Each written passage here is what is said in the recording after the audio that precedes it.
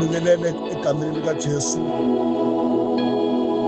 nanoma ikuphi lapho kufinyelela khona leli phimbo namhlanje ngiyabingelela. Jesu uNkulunkulu wethu uhlale muhle njalo. Kukuhle noma kukubi kodwa akakaze waguquka.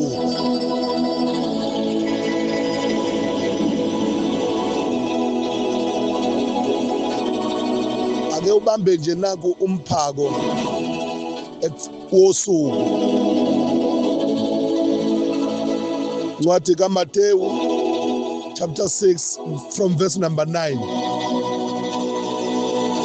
Jesu la efundisa khona abafundi bakhe ukuthandaza. Ngakho-ke anokhuleka kanje nithi, Baba wethu osezulwini, malingcweliswe igama lakho, mawufike umbuso wakho,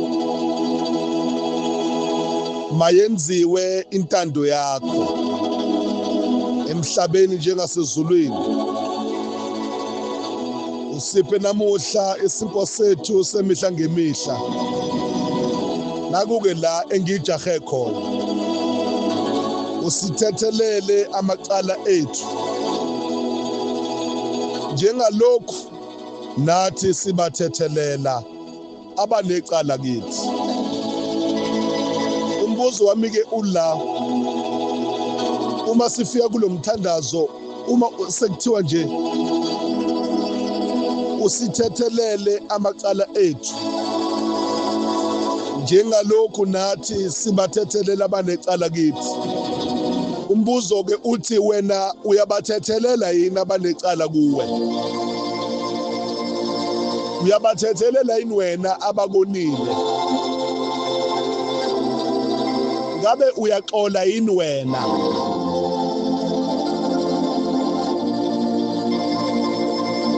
Ensukwini engaphambili sike sayikhuluma indaba yamaqhubu ukuthi kuyinkinga uthi uyikholwa kodwa kube nabantu wena ongakhulumisani nabo, noma kube nabantu ongangena emzini yabo ngoba nakho wena bakona. Uyaxolela yini? Usithethelela amacala ethu njengalokhu nathi sibathethelela abanecala kithi. Singawusho nje lo mthandazo, sivule ngawo inkonzo, siphinde futhi sivale ngawo inkonzo, kodwa nathi inkinga la isuke ifike ibe khona. Uyabaxolela yini? Omunye uzabeke inkinga enkulu athi mina wangiphula umoya,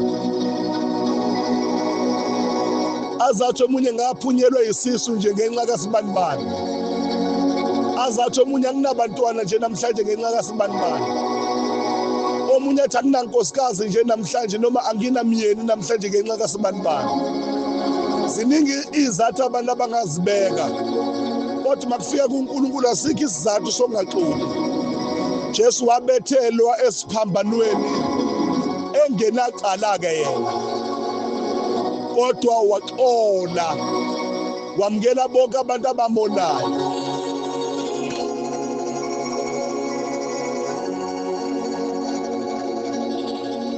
My question is, wena uyaxola na? Uyabaxolela yini abantu abakonile? Noma nawe uthi azilime ziyetsheni? Unalento yokuthi mina ngeke ngize ngidlala osubanibani. My question is, kuzokusiza ngani ke lokho? Akani noma iBhayibheli niyalifunda yini mangabe lithi kuyakusiza ngantoni ukuzuza izwe lonke kodwa ulahlekelwe ukuphila kwakho? Lento yokungaxoli mntaka baba ayigqilazi lo muntu omzondayo, kodwa igqilaza wena ozondayo. Idedele lento esenhlizweni yakho. ngiyaphinda futhi ngiyasho idedele lento esenhlizweni yakho ngoba ayikusizi into ebeyokusiza ukuthi baba ngiphi inhliziyo yokuxolela ufuna ukuthandaza nomuntu namhlanje othi sengoniwa kakhulu akusavumi ngisho ngixolele ngendlela abantu asebangiphula umoya ngayo angani noma ngisengakwazi ukuxola ufuna ukuthi mina nikele impilo yakho kuJesu nikela lo hliziyo yakho kuJesu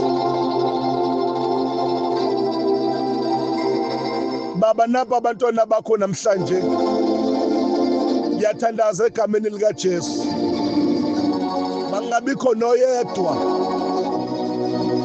oyosala nenhliziyo enamagqubu ngiyathandaza ukuba Nkosi umapha inhliziyo yokuxolela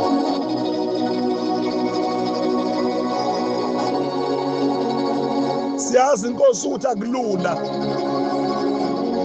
kodwa uma inhliziyo yethu ilawulwa uwe siyokwazi ukuba nenhliziyo yokuxolela zingaba ninkosi izathu besingayibeka ezingasenza ukuthi singabi nenhliziyo yokuxolela kodwa ke Nkosi siyakwethemba namhlanje